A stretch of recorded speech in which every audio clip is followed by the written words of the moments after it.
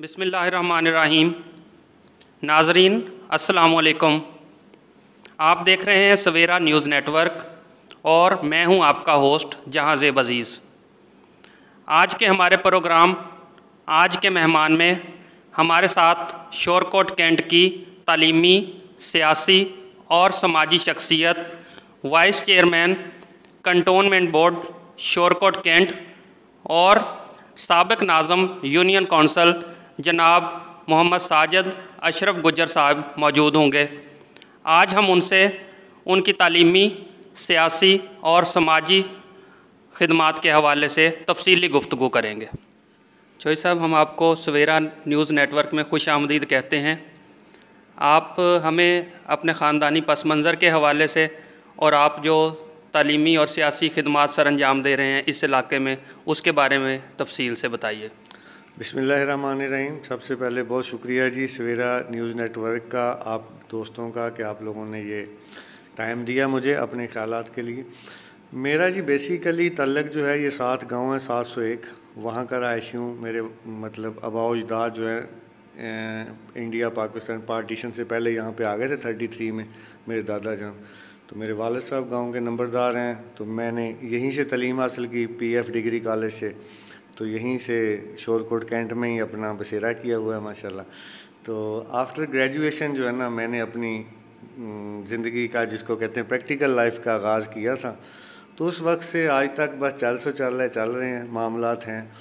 तो मेरा शुरू से शौक़ जो था वो ज़्यादा था फलाही कामों की तरफ, वेलफेयर का एक जिसको कहते हैं ना स्टूडेंट लाइफ से शौक़ बना हुआ था। तो उस तरह मैंने जैसे ग्रेजुएशन की तो हमने एक life blood donors and welfare society के नाम से, हमारे दोस्त भी उसमें काफ़ी मेहनत कर रहे थे, उसको चलाया और टिल आज तक वो चल रही है माशाल्लाह। तो उस तरह के मामलात फिर चले हैं साथ साथ। तो ज़िंदगी का हिस्सा है ये सारी चीज़ें, और मिशन यही है कि इसी तरह के अगर अल्लाह ताला हमसे काम लेता रहे तो शायद यही हमारी निजात का ज़रिया बन जाए। आप तालीम के शोबे से भी वाबस्ता हैं। अपने इलाके में तालीम के हवाले से आपकी जो नुमायाँ खिदमात हैं उस पर रोशनी डालिए, और इसके अलावा आपका इदारा जो है वो गरीब और बेसहारा बच्चों को जो रिलीफ फराहम कर रहा है उसके बारे में भी बताइए।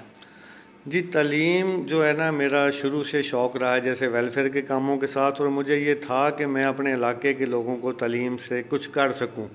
तो मैं शुरू में एक दफ़ा मैं नाज़म बना हूँ, तब भी मैंने सबसे ज़्यादा काम जो है अपने इलाके के प्राइमरी स्कूलों को अपग्रेड करवाया, मिडल को हाई, गर्ल्स स्कूल को स्पेशली किया।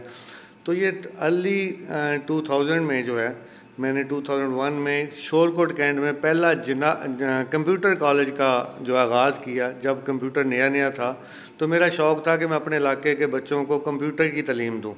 उसके बाद गवर्नमेंट ने एक दिया था, एक नया पैकेज आया था कम्युनिटी कॉलेज के नाम से। तो मैंने कम्युनिटी बॉयज़ कॉलेज, फिर कम्युनिटी गर्ल्स कॉलेज, वो को 5-7 साल चलाता रहा हूँ। उसके बाद कम्युनिटी कॉलेज का सेटअप गवर्नमेंट ने बंद कर दिया। फिर मैंने गैरिजन कॉलेज के नाम से गर्ल्स का कॉलेज बनाया, फिर स्कूल बनाया जो अभी तक चल रहे हैं माशाल्लाह। तो मेरा ये मिशन जो है ये कभी भी कारोबार नहीं रहा। मैंने अपने अदारे में जितने बच्चे जो मुस्तहिक होते हैं उनको फ्री तालीम देता हूँ, बल्कि यहाँ तक मेरे गर्ल्स कॉलेज में बहुत सी बच्चियाँ ऐसी भी पढ़ती रही हैं जिनके पास बुक्स नहीं थे, यूनिफॉर्म नहीं था। मैं उनकी सारी सपोर्ट भी करता हूँ ताकि बच्चियाँ इस हवाले से कहीं रह ना सकें कि तालीम ना हासिल कर सकें। तो मैं ये माली मावनत भी करता रहूँ। रफ़ीकी हस्पताल के सेक्रेटरी होने की हैसियत से आप हमें इसके बारे में बताइए कि इसका क़याम कैसे अमल में आया, इसकी माली मुआवनत कौन कर रहा है और इस इदारे में कौन कौन सी सहूलियात मैसर हैं। जी, रफ़ीकी शहीद वेलफेयर ट्रस्ट हॉस्पिटल का क़याम 2011 में आया, जब एक दफ़ा फ़्लड के लिए इकट्ठे हुए थे PF बेस में। उस वक्त के बेस कमांडर जनाब एयर मार्शल अरशद मलिक, जो आजकल मौजूदा चेयरमैन PIA हैं, उस वक्त यहाँ पे बेस कमांडर थे।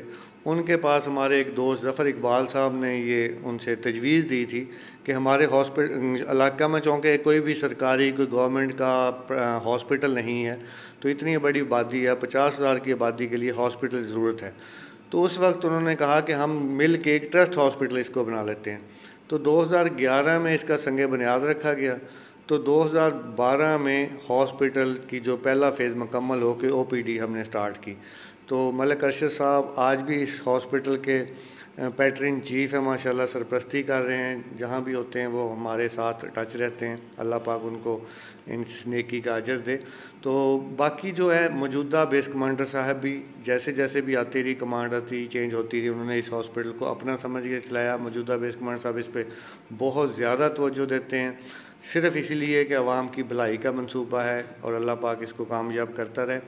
जहाँ तक इसके माली मावनत हमारे इलाका के लोग, कंटोनमेंट बोर्ड और पीएफ बेस के अफसरान ज़ाती तौर पे और हमारे मुखय्यर हजरात इस पे तावन करते हैं और ये हॉस्पिटल चल रहा है। रही बात इसके शोबा जात, माशाल्लाह शोरकोट कैंट की आवाम के लिए यहाँ पे तमाम सहूलियत इस वक्त मौजूद हैं।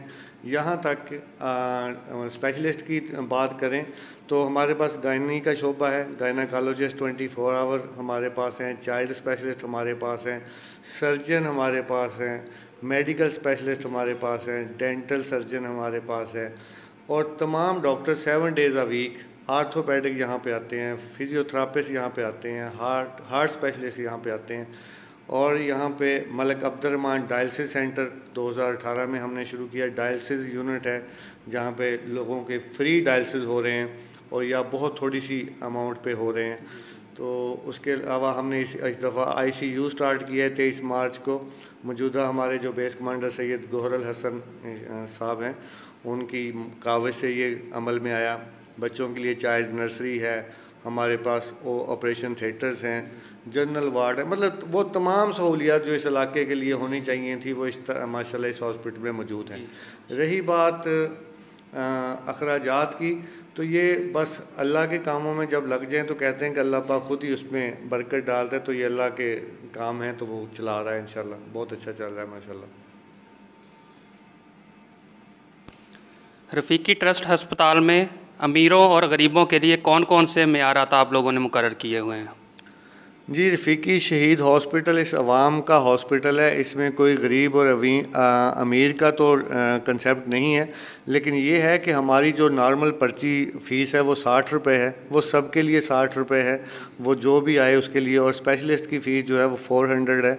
उसमें हम एक तो ये स्टैंडर्ड है, लेकिन ये करते हैं कि जो लोग हकदार होते हैं, मुस्तहिक होते हैं, जो ये कह दे कि हम इसको अफोर्ड नहीं करते, वो जितने दे सकता है हम उसको उसकी मर्ज़ी के मुताबिक देते हैं। और इसी 60 रुपये में उसको मेडिसिन भी मिल जाती है। यहाँ पे मेडिसिन के लिए भी हम कोई फॉर्म फिल नहीं करते, किसी की कोई ऐसा नहीं है कि हम उसको उसकी इज़्ज़त नफ्स मजरूह नहीं करते बार बार मोहल्ले में इलाके में पूछ के। अगर बंदा ये कहता है कि मैं हकदार हूँ तो हम उसको दवाई भी फ्री देते हैं। इसी तरह ऑपरेशन में, डायलिसिस में या ICU में अगर कोई पेशेंट ये हमें वर्बली कह देता है कि मेरे पास इतने पैसे नहीं हैं, मैं अफोर्ड नहीं करता, तो हम उसको हाफ़ कर देते हैं, फ्री कर देते हैं, जिस तरह वो कहता है हम उसके लिए कर देते हैं। शोरकोट कैंट के अवाम को मालकाना हकूक़ दिलवाने के लिए आपने क्या जदोजहद की है और मालकाना हकूक़ का मामला कहाँ तक पहुँचा है और हुकूमती सतह पर आपकी क्या जदोजहद है? जी, मालकाना हकूक़ का मामला शोरकोट कैंट का बहुत ही बड़ा मसला है और ये बड़े सालों से इस पे हम लगे हुए हैं, कोशिश कर रहे हैं। सारे शोरकोट के लोग, जो भी MP MNA भी आता रहा उस तक भी ये बात पहुंचाते रहे हैं। लेकिन ये काबिल ज़िक्र बात ये है कि इस दफ़ा जो हमारी मौजूदा कमांड है, गोहर हसन सैयद साहब base commander PF base Rafiqui, president cantonment board हैं। तो being a president cantonment board वो शोरकोट के लोगों की फलाह के लिए बहुत कोशिश कर रहे हैं।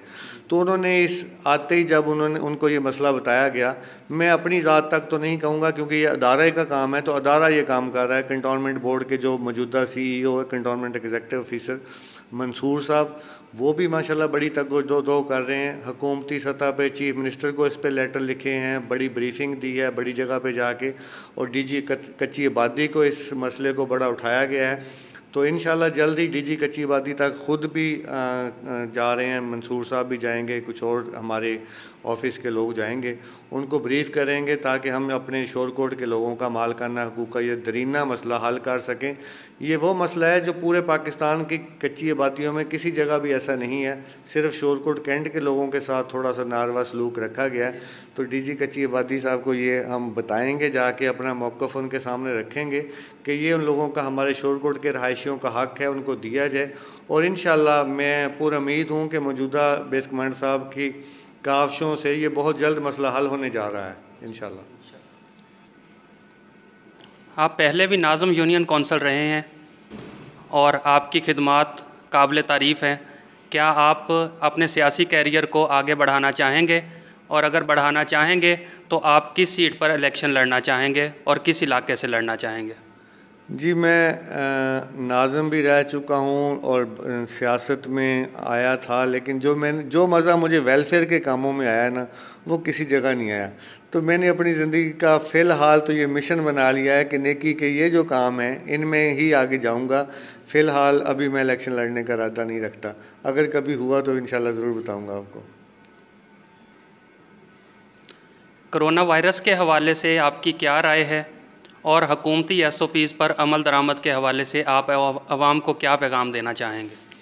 जी, कोरोना वायरस की ऐसी वबा थी जिसने पूरी दुनिया को अपनी लपेट में लिए रखा है।